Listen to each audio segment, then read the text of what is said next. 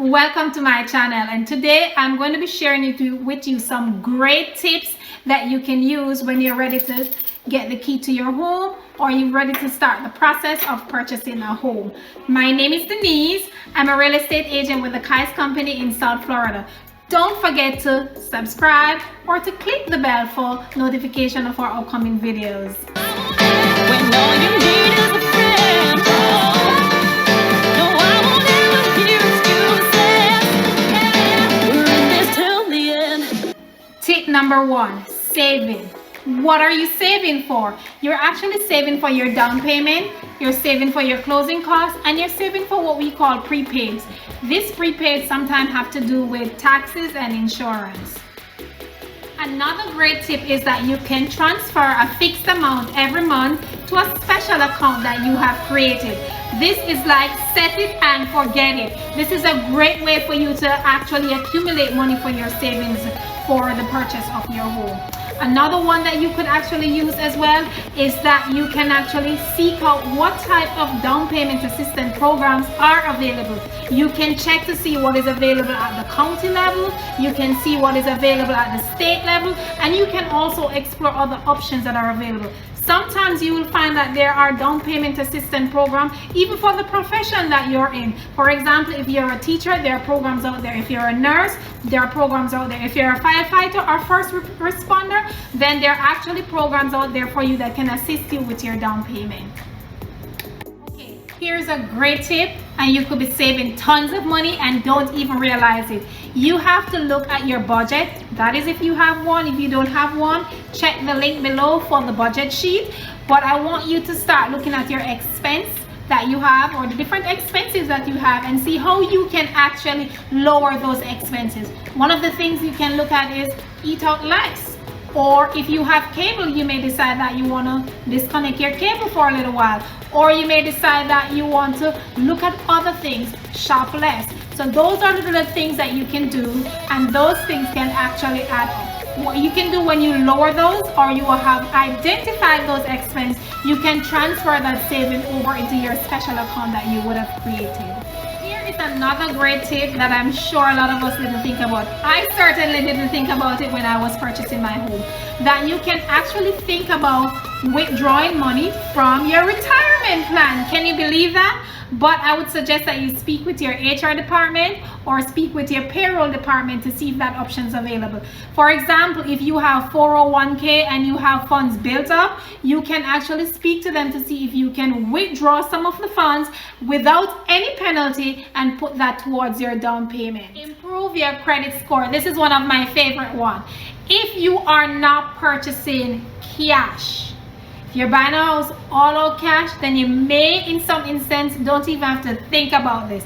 But if you have to get a loan, then this is a very important step that you need to focus on. So what can we do to improve our credit score? One of the first things that you want to do is to pull your credit report. You want to pull your credit report and to look to make sure that there is nothing on it that is inaccurate. And if you should find anything that is inaccurate, you want to dispute it as much as possible, right? So that's one of the first things that you can do. The next thing that you can do is that you want to pay down any credit card bills that you have. You want to pay them down as low as possible, or if possible, pay them off. Wouldn't that be great if you can pay them off? That would be so amazing. So once you pay them down, never, ever, never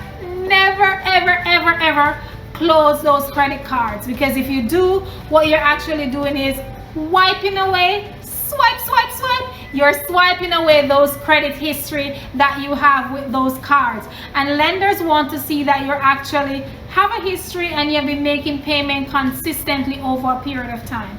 Or if your credit card balance is really huge, large, and you cannot pay it off, you want to at least pay the minimum so that there's no late payment reflected on that card.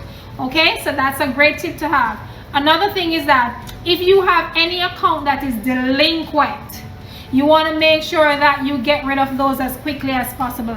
Any charge-offs, any late payment, you want to work at that as soon as possible. Okay, so those are some tips that you can use. Also, you want to check your FICO score. That is important. Why? Because most lenders are going to require a certain score depending on the loan for approval.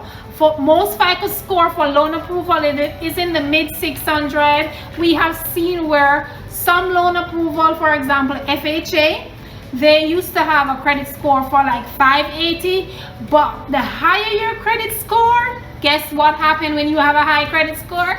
Your interest rate is lower. And I like saving for my buyers. So you want to get the score as high as possible. If your credit score is low, then your payment and your interest rate is going to be way much higher. So we don't want that at all. So these are some tips that you can use to make sure you improve your credit score before you even speak with a lender or a real estate agent.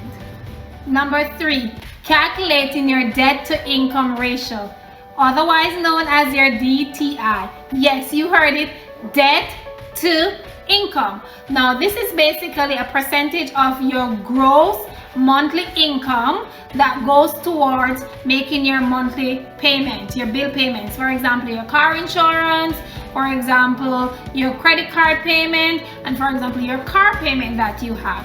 Now you may wonder, how do you calculate your DTI? The first thing that you want to determine is your gross or your monthly income before tax. Then you also want to calculate your total expense that you have, and then you're gonna divide your gross income by your total expense that you have, and what you want to arrive at is a 36% DTI. Now this is what most lenders will typically use to qualify you for a loan. Some government loans may take your DTI up to 43%. Now, DTI is very important because it shows that you are financially healthy.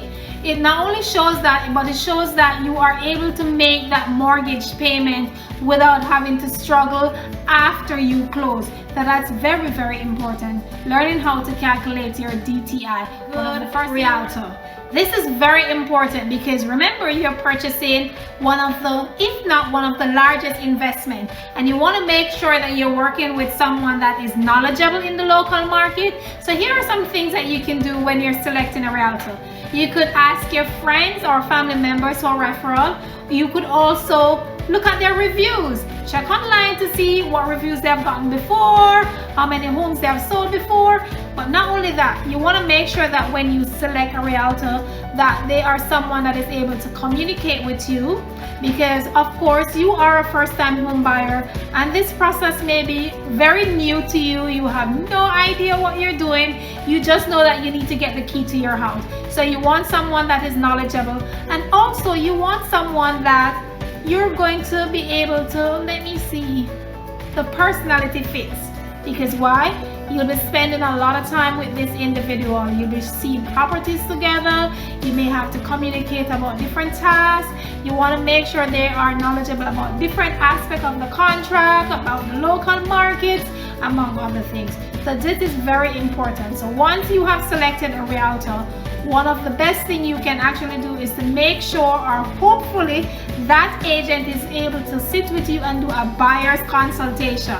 The buyer's consultation will basically take you through the whole gamut of what the process looks like so that you don't become frustrated or flustered in the process.